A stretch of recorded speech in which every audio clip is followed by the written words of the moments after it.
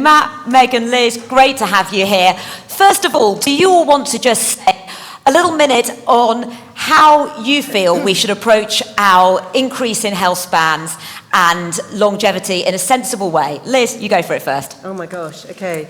So I am on record as saying I'm going to live till I'm 120. So that was Pressure. in my book, A Better Second Half. And I do genuinely believe it because I just think there's so much exciting advancements, not only with technology. We talked about AI, you can look at stem cells, you can look at so many things and so many fundamentals that we're getting into grips with. And I know Megan will talk about gut, Matt will talk about exercise, weightlifting, all those key things. But I think also we're exploring much more the world of things like biohacking, understanding how our hormones work. We can talk a lot about that. We have so much more access to information and hopefully more ability to actually go and do it. And life is for living, and I think that that's the message that we need to get across to everybody. What is it that excites you about living to 120, if you're right? I think, well, obviously it's about living well. It's about having, life in our years, not just, living longer, but it's about living well. So it's more about health span. But I think it's about finding, I think particularly I speak for women here, for midlife women, that tends to be most of my community, is that we spend a lot of our life looking after others. We tend to be the caregivers, the ones who help, have children, and we're developing careers, etc. And then you get to a stage in life, and sadly, that's often when our hormones conspire against us, and it seems like it's all downhill. And I have to say, it need not be that way, and I would encourage everybody to really factor hormones into this conversation. Not just women talking about HRT, which is obviously so safe and so effective, but also men, because if you look at the role of testosterone, for example, 30% of the guys here are very likely to be testosterone deficient, according to latest data. They look so young. And, and that is a significant factor in terms of longevity, aging well, not just virility and sex drive, but also mental health, mood, muscle strength, all of those things. So I think it's a great time to be alive, and let's grab all this information that we can and live better for longer. And let's stay alive with extended health spans. Megan, you next. So for me, it's all about the microbiome. I think this is a landmark scientific discovery that essentially has changed how we see ourselves as humans. And I think we can absolutely tap into this microbiome research to increase our healthy life years, right? So, when I was back at university 20 or so years ago, we, as a dietitian and nutritionist, got taught about, the role of food in different kind of areas, whether it was mental health or hormone health. And we were kind of always taught a bit like, just be a little bit careful, like we might have a little role in mental health, depression, or, hormone regulation, but hey, let's not overstep it because we don't really know that much about it. Fast forward now to the discovery that we have these trillions of bacteria that live in our gut. We're now starting to see that actually how we treat them through diet can do things like help with hormonal regulation, right? So in those, everyone's heard of those trillions of microbes, haven't they? Yeah, right. So it's not just the bacterial component. We also have viruses called the virome and fungal component called the microbiome. And synergistically, they all work together. Now, just picking up on the hormone component, there's a group of microbes within our gut called the estrobolome. And these little guys have actually been shown to help regulate estrogen in our body. So when that estrogen gets old, it gets deposited into the gut, and these certain types of microbes help recycle it, turn it back into active estrogen, and then get it back into our blood instead of it coming out the back end. So there's so much really exciting research, as well as in testosterone. We know that certain microbes in the gut actually do help regulate production of testosterone. So, all of the things we're learning about, all the hacks, we're actually starting to appreciate kind of the fundamentals of how we can achieve them, literally through food. And we've seen it, we see all of the data out there that people who live longer, eat better. And I guess we didn't really understand the full mechanisms of that. And I suppose this is one of the things about the specifics. The idea of we should eat healthily is one thing, but actually if we're talking about 30 different plants a week, we're moving into the realms of something that is really different. And also, there are huge associations with various illnesses as well, particularly with mental health. Yeah, absolutely. I mean, if you think about fibre, right, we all know we should be having more fibre, but it's such a boring thing. And again, back, 20 or so years ago, we didn't really understand why people who ate more fibre lived longer, had better mental health. Until we understood or discovered the microbiome, thanks to technology, we now appreciated that actually human cells can't digest fibre. So even though we're always hearing we need more fibre, human cells aren't working with that fiber. It literally is fertilizer for these microbes. They uniquely have the enzymes that break down that fiber and do a whole range of different things, such as some of them can pass that blood-brain barrier and have been linked with things like better mental health, appetite regulation, liver function, kidney function, etc. So it really has opened up our eyes into appreciating, okay, well, why are these certain foods better? And also, it's not a case of, like we thought before, just take a fiber supplement. All fiber's the same. There's close to 100 different types of fiber, and they all do different things for our body. As well as the fact that these plants that we hear, people yabbering on about all the time, it's not just a fiber component. There's these, tens of thousands of phytochemicals, which we can't replicate in a pill, right? So I think there's this, dream that we could just have all of this amazing, all the phytochemicals and micronutrients in a drink. Silicon Valley will have us believe that they're going to be able to create that.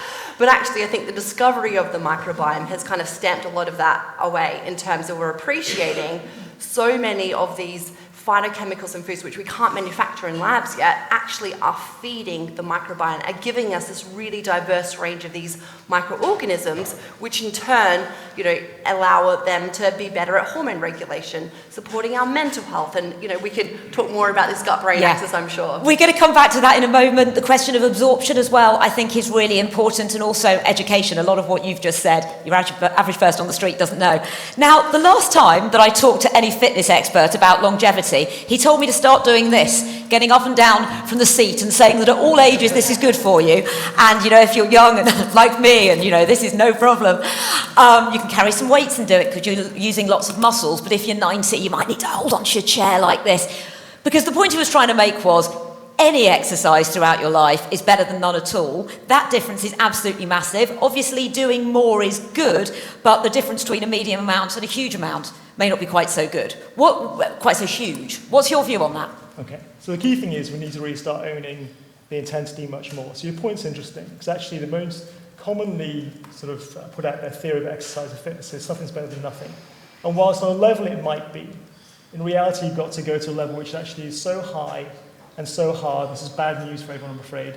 We've got to push our bodies, there's no doubt at all. In fact, if I do a quick survey now, in the last week, raise your hand if you've done 4 times doing 30, 40 minutes of medium to high level cardiovascular work. Could be anything. 4 times. This is impressive, Rob. Probably about 70% of you. You'd hope so, the longevity function, wouldn't you? True. In the last, you guys then, in doing that, you've raised your life expectancy, your chance of dying younger. You've reduced your expectancy, your risk of death by around 30%, somewhere there. So well done us, that was great. In the last week, how many of you done twice a week lifting heavy weights? Now I mean heavy, lifting a load where you can only lift it maybe 4, 5, 6 times in a set. How many of you done that just twice in the last week? Show offs. A disappointingly I low knew they were number, going to be but not good. too bad. Got faith in them. You've actually increased your ability to live for longer by around 20%. Hands up who's done both of those things in the last week. Okay, what about 20% of you? If you do both things together, of the right cardio intensity and the right intensity on the resistance training, you decrease your risk of dying in the moment by around 40%.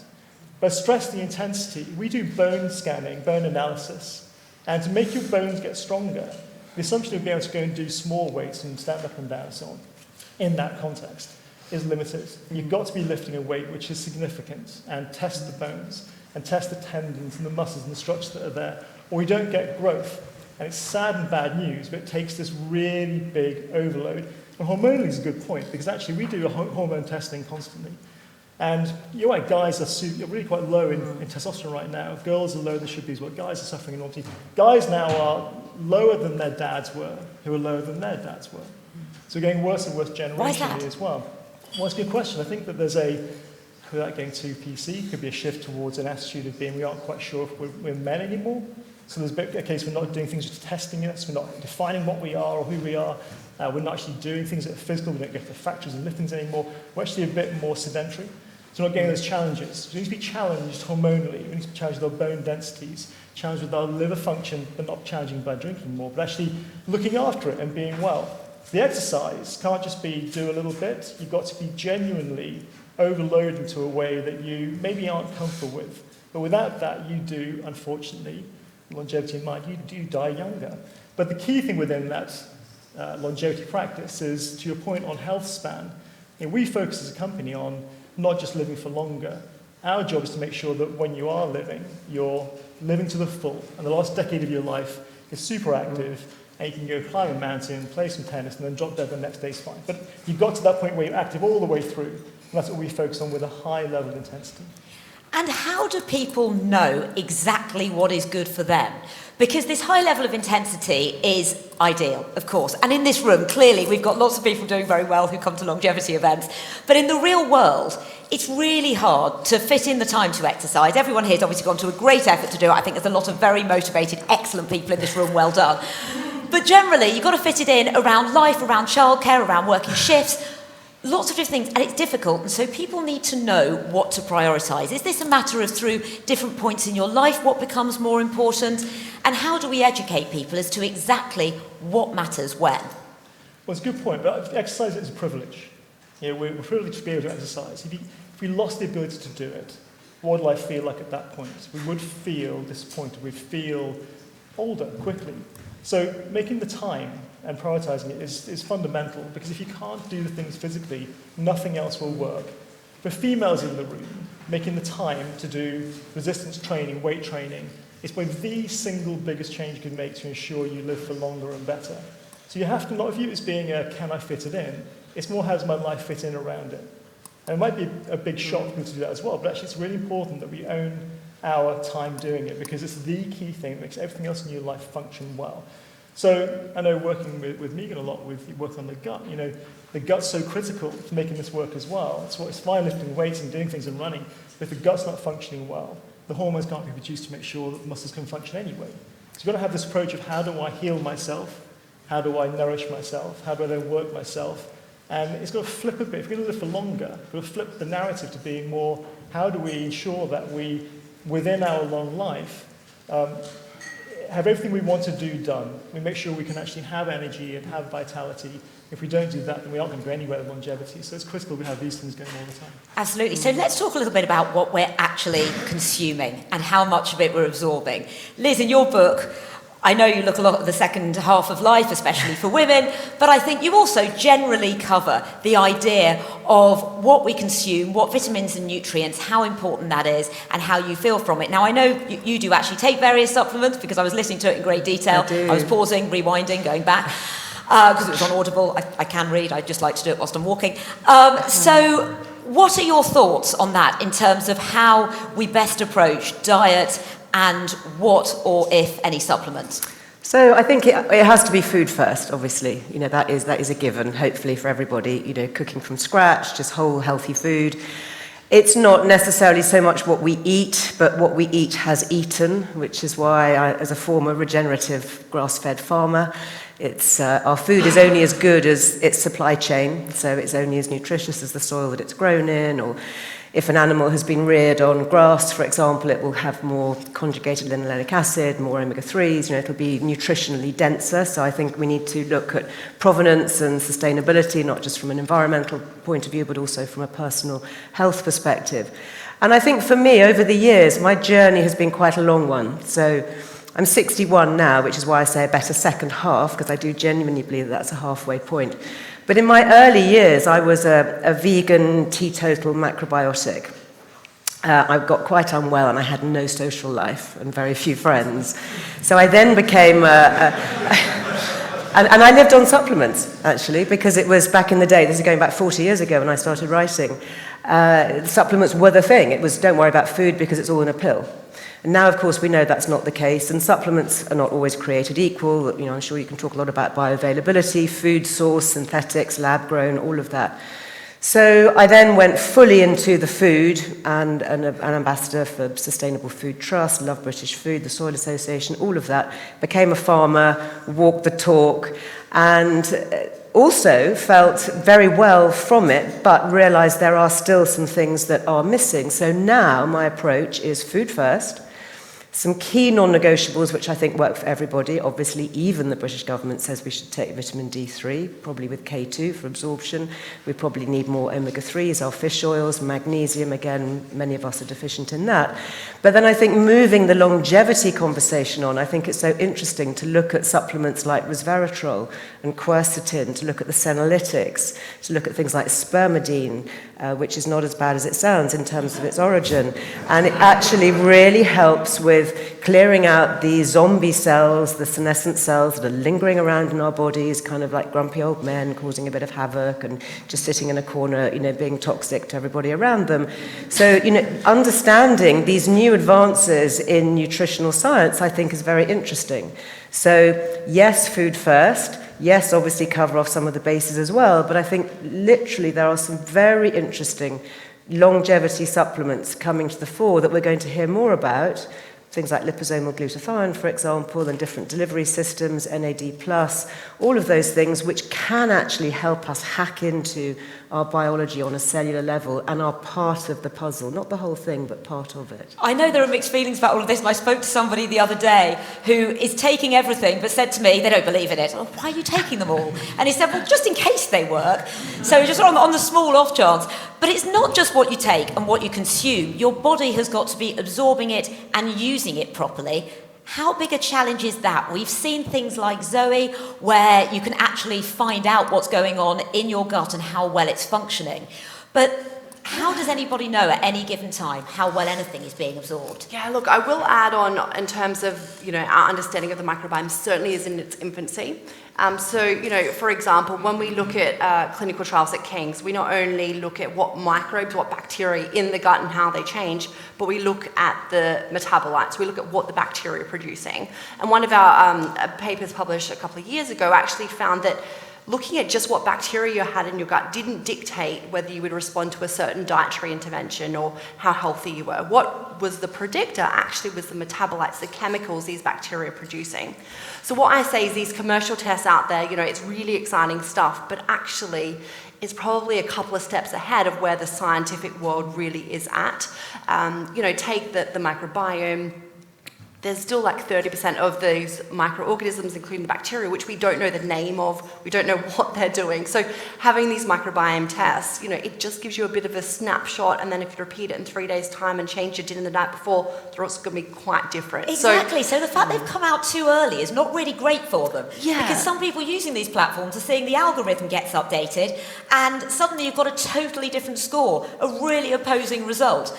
So I guess it's actually quite damaging that some stuff within the longevity field in general is coming out ahead of its time. Yeah. There are bits of science there, and actually, as we discussed earlier, the science in microbiome is actually fairly advanced, but people think it's new and possibly not as trustworthy as they should because they're getting these kind of results from the kits. Yeah, there's certain areas, right, where we commercial world can overstate things. So, if I was seeing someone in clinical practice and they've had their microbiome test done, I would be like, oh, this is really interesting, but I would do a diet history, medical history, lifestyle questionnaire, and that would give me a better indicator of their true gut health compared to these tests, right? But I do know that a lot of people like to see changes in the microbiome. So, a lot of the studies looking at the gut-brain axis, it takes around 3 months for actual clinical improvements in people's mental health, right? So people want to see results faster, or a test result. So I say to them, look, if you've got the money, you can do it at baseline before we change anything in your diet, do these microbiome tests, then I'll tell you my dietary intervention based on not the test baseline, but all the other stuff I've collected.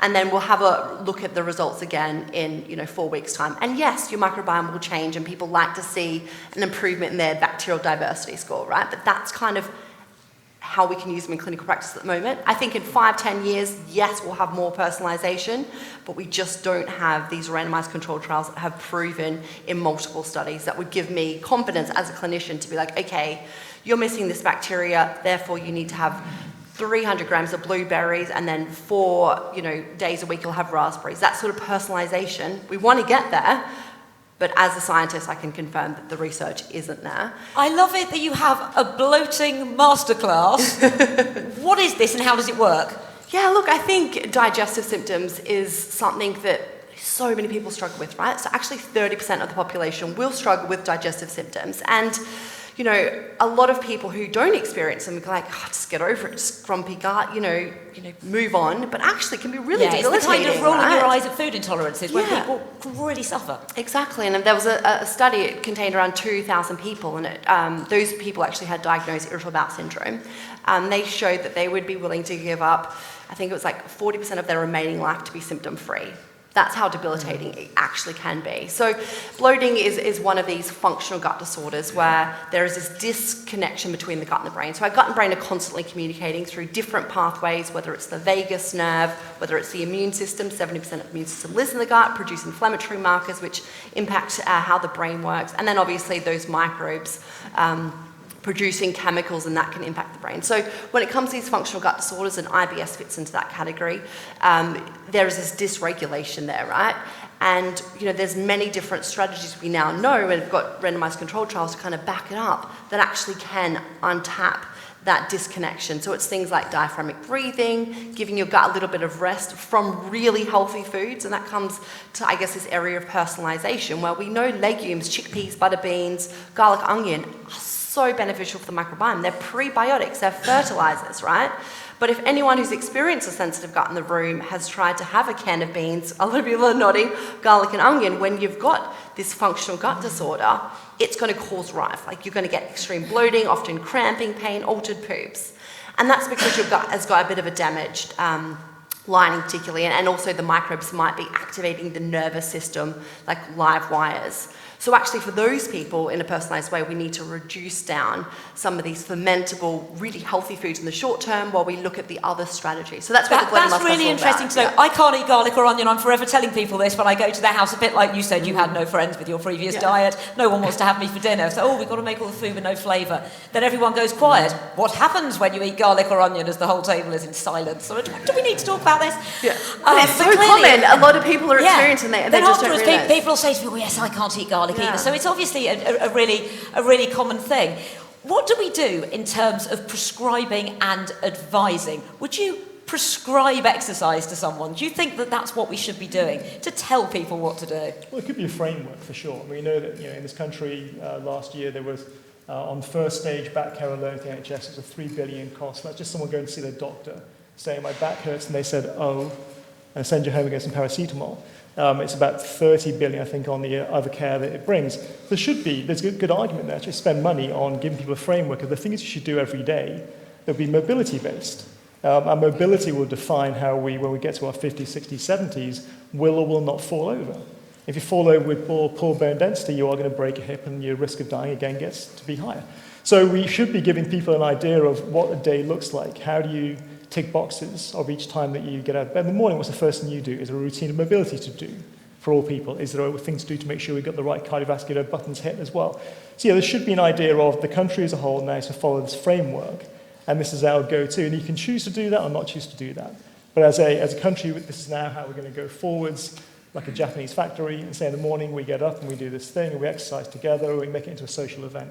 And there is an argument for that for sure. Given the cost of the NHS is ballooning even more again, there are ways to bring that back by taking away the obvious things that are causing the biggest costs, and back care is number one amongst them. Giving access to cheap tracking devices as well, because people don't necessarily know what 10,000 steps is. I know the 10,000 steps isn't based on an exact science, but it's still a good amount of movement for many people to be having. Well, tracking is vital. I mean, tracking is really good. So on your phone, it tracks you all the time, constantly. You should be looking at every day, or certainly 4 days a week, ensuring you're doing not 10,000 a day, but it should be 5,000 in one hit, 4 days per week.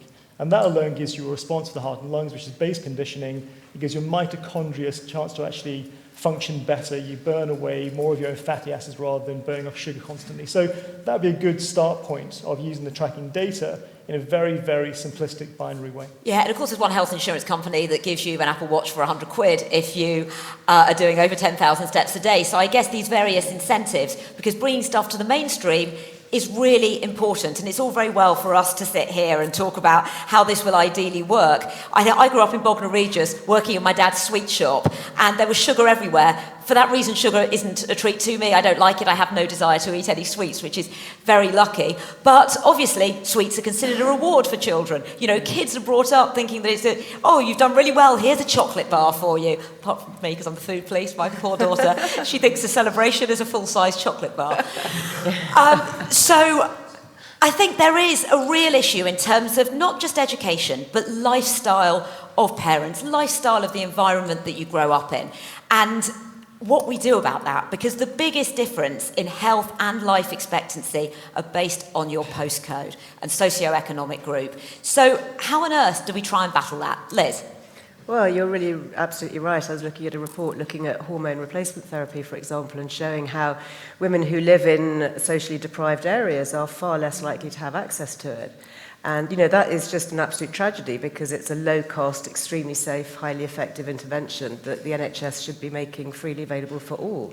You know, it should be something that's discussed at every age 50 health check, and yet it isn't. And, you know, we're really missing a trick with that because if you can replace hormones successfully for women, like you're likely to not need bisphosphonates for osteoporosis, antidepressants, sleeping tablets, metformin, your risk of type 2 diabetes will go down, your risk of cardiovascular events is cut in half, your colon cancer risk is reduced by 30%. You know, so your need for all these very expensive interventions and medications diminishes. So I think that is the first thing. And it has to be rolled out on a national level. You know, this has to be something that the government does take very seriously. And we have great MPs in Parliament, like the Labour MP for Swansea North, Carolyn Harris, who really advocates for women, midlife women. She thought she was absolutely going mad, losing her mind, and then somebody gave her a bit of natural estrogen, and suddenly she was off firing on all cylinders. So I think it's looking at what the strategies are that really do work, the most effective ones. And, you know, if you look at what you're getting for your money, I'm not saying that the NHS needs to start going and prescribing spermidine and liposomal quercetin because that's going to cost a lot, and it may not work for everybody because, again, we come down to epigenetics that we heard earlier. But we are all human beings. We're all made of hormones. We run on hormones. This is a quick fix that will work for everybody in terms of longevity. Not just men and women, sorry, not just women in terms of hormone replacement, but as I mentioned earlier, testosterone for men, get yourself checked out. Interesting, you know, to your point about how the men today have half the testosterone of their fathers who had half of their grandfathers.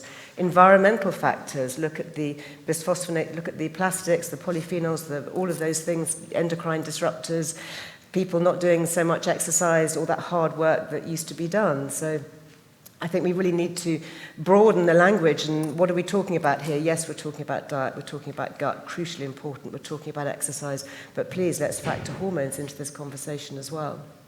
There's a really interesting future, clearly, in terms of personalising everything. We heard earlier a little bit about the 200,000 newborn studies, about all these babies having their full genome sequenced at birth. And I think it's early days still for a lot of the putting together of much of this science. And we can look forward to a future, maybe, hopefully, where we'll all understand our full genome. We will know what impact different medications will have on us. We'll understand our risk. We'll be able to test earlier for things.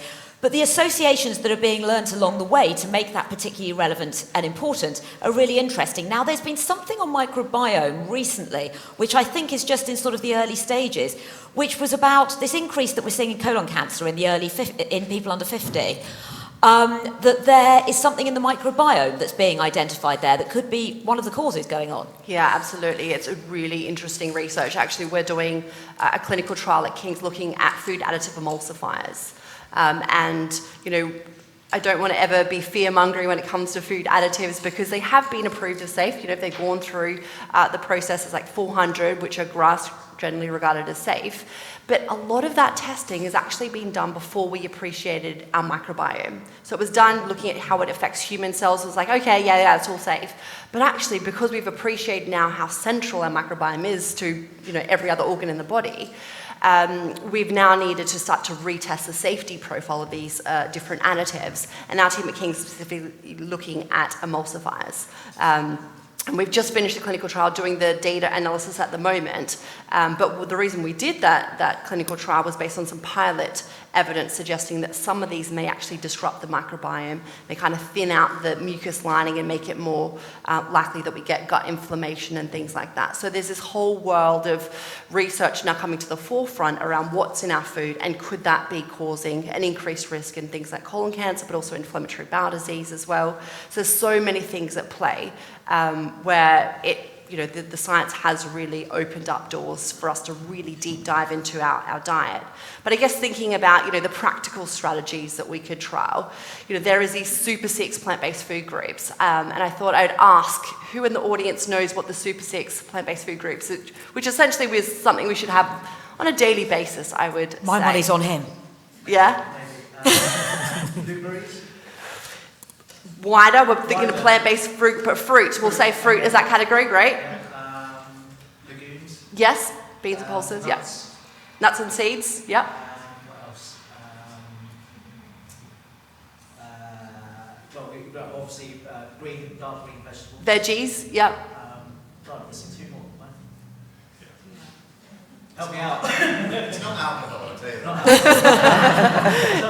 Yeah, so whole grains, nuts and seeds, fruit, your veg, your beans and your pulses, and your herbs and your spices. Yeah. So each of these different categories, what we've appreciated is actually provide our body and our microbiome with different types of phytochemicals. So before we used to be like, just get your fruit and veg, hence the government guidelines, go for your 2 and 5 fruit and veg. Actually, we're kind of missing out on those Super 6, and we've appreciated the need for them because of microbiome research. So thinking about your own diet, have you had something from the Super 6 yesterday? Who's going to say yes, they have had something? Impressive, 50% of people.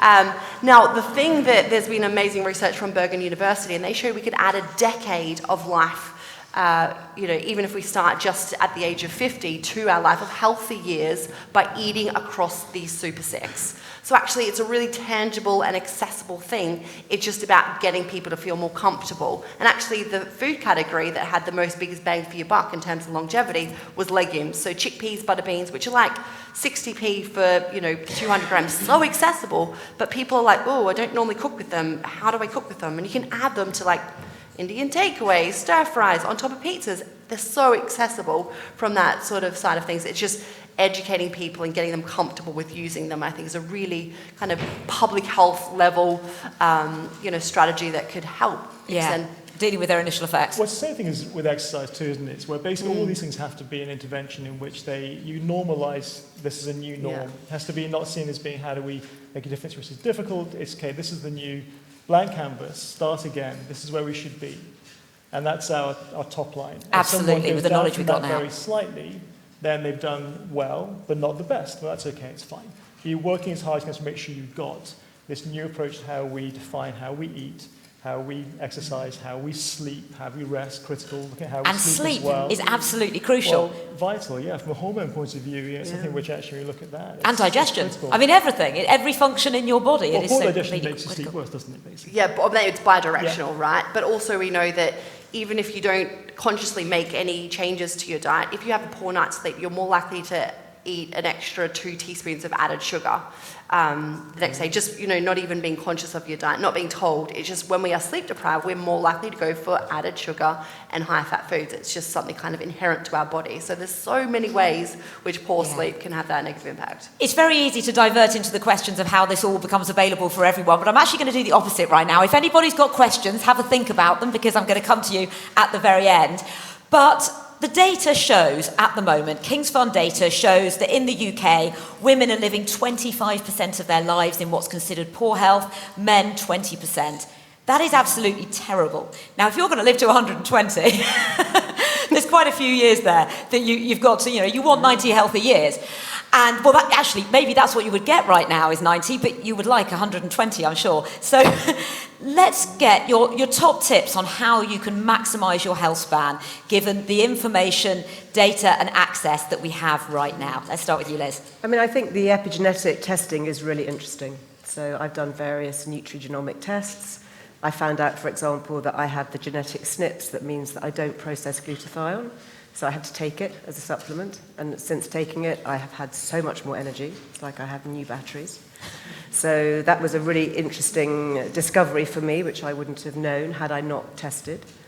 And I think really just prioritizing the fundamentals that we've talked about, things like talking about how important protein is, for example. This for women and for men, eat more protein. I now put protein on my plate at the beginning of every meal. It's where is the protein? And then I build all my Power 6, around that. But, the protein is fundamental for muscle strength and for brain health and for metabolism. And then prioritizing sleep. Sleep is a superpower. It's not just a passive process. It's when it all happens, isn't it? In terms of muscle strength and gut and weight regulation and mood and all of that. So it's just kind of, I think, bringing it all together. And then we can and we do have the capacity to live well for longer.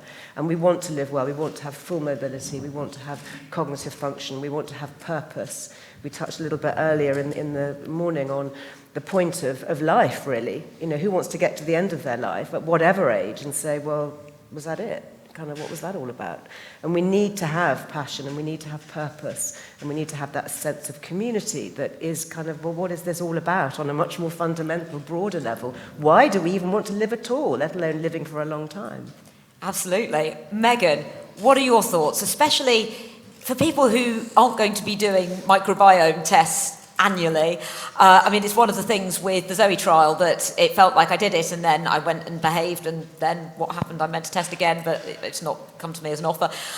So what are your thoughts on maybe what people should be generally doing at population level if they don't know the specifics, or maybe you think getting the specifics is absolutely vital now or in the future? Yeah, I don't think we need to get to the specifics yet because I truly believe that we don't have all of that science, but there's little hopes, like little bits coming to the forefront. Like there is really good scientific evidence that if you have to go on antibiotic for whatever reason, and those who are over 65 take on average at least one course of antibiotics every single one if you look at the average rates, right? And I think in middle age it's more like 50% of people will be taking an antibiotic every year. So we know that people are taking these medications, and we also know they're really life-saving. So in many cases when they're prescribed, we're taking them for a reason, right? We don't just want to take it for fun. But there's good scientific evidence now that we didn't know about before that actually if you have to go on antibiotics for whatever reason, you should take a specific type of bacteria. And we need to get very specific when it comes to And even doctors actually tell you that now. Well, you know what, Sometimes. I think, there's the international guidelines which say we should be, but I would say, my husband's the GP, he didn't know anything about it. So, I think there's groups where there's amazing lifestyle, NHS GPs who are starting to appreciate and look at these kind of medications. But yeah, so you need to be specific. So you would take the specific strain, so it's called Lactobacillus rhamnosus GG. You would take it at a specific time, so throughout your antibiotic period and for a week after, and you take it at a specific dose. So you take it at 10 billion units twice a day. And again, throughout the antibiotic period and for a week after. But that sounds very prescriptive, but that's how we need to start to use this when there is multiple, clinical trials showing that actually this can help, reduce things like antibiotic-associated diarrhea. That's very useful. Matt, I'm going to give you 30 seconds before we move to audience questions. Your top tips? Well, things you can do to kind of level check where you are right now, not right now, but actually if you can get up off the floor, sitting down on your butt, without using your hands, that's a good sign of your longevity. It's a sign of mobility, a sign of your strength in your lower half of your body. So not now, but try it at home later on, maybe. A quick demo. Go on, show us. I'm not too close. Maybe in a second. The other one is to, in the gym next time you're there, is pick up some kettlebells, are 70% of your body weight, and try and walk with them to the side of your hands, to the side of your body, for a minute and see if you can. That, again, that farmer's walk, is a really good test of how strong your grip strength is, and your core is, and your legs are. If you can do those two things, chances are you've got a good level check of being able to live for longer or not live for longer. And then we work on the changes and make sure you grow.